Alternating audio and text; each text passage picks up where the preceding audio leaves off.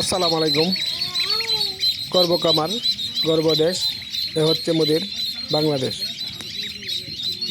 আজকের ভিডিও করতে যাচ্ছি গ্রাম বাংলা হাঁস কামারের একদিনের জিরো বাচ্চা যে আজকে ভিডিওটা করতে যাচ্ছি। গ্রাম বাংলা হাঁস কামারের ইউটিউব চ্যানেল পক্ষ থেকে সমস্ত দর্শক ভাইদেরকে অভিনন্দন এবং স্বাগতম। আজকের ভিডিওটা আমি করব, দেখেন এই যে আমার ঘরের ছবি, হাঁসের বাচ্চা হেজিং হচ্ছে এদের ছবি। আপনারা যারা হাঁস পালতে চান, জিরো বাচ্চা থেকে কামার করতে চান, আজকের ভিডিওটা আপনাদের জন্য গুরুত্বপূর্ণ হতে যাচ্ছে। আপনি এক কিছু পারবেন না এবং আমার কথাগুলো মনোযোগ শুনতে হবে। যদি কামার করার ইচ্ছা থাকে তাহলে নিঃসন্দেহে কামারে লাভ করতে পারবেন এবং প্রতারিত হবেন না।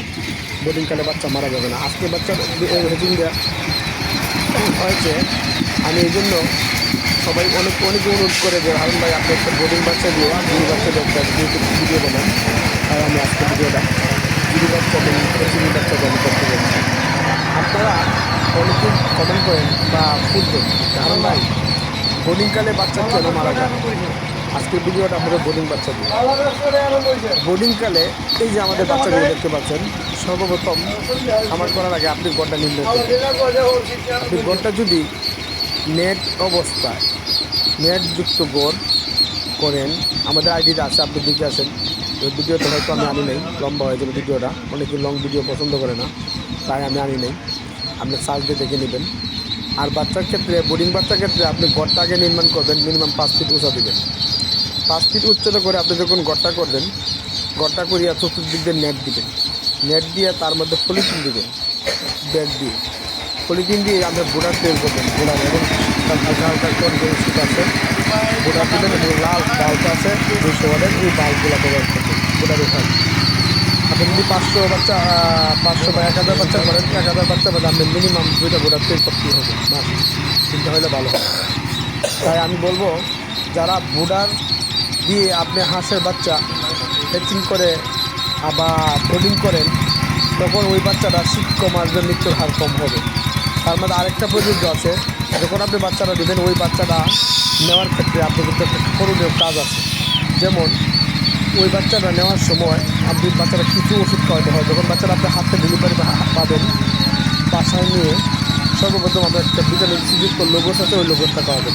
এর 1 থেকে 2 ঘন্টার পর একটা ওষুধ আছে রেনামক্স, লাইসিডিড, মক্সাসিল, এইগুলো জাতীয় দিয়ে আপনি স্যালাইন দিয়ে আপনি ওষুধটা তৈরি করবেন, করিয়া 3 জায়গা একসাথে মিশ্রিত করে আপনার বাচ্চাটাকে 2 ঘন্টা খাওয়াবেন। খাওয়াই হালকা পাতলা মুড়ি দিতে পারে অথবা ফিট দিতে পারে, দুটোটাই আমরা দুটোটাই পালতে পারি, কোনো সমস্যা হয় না।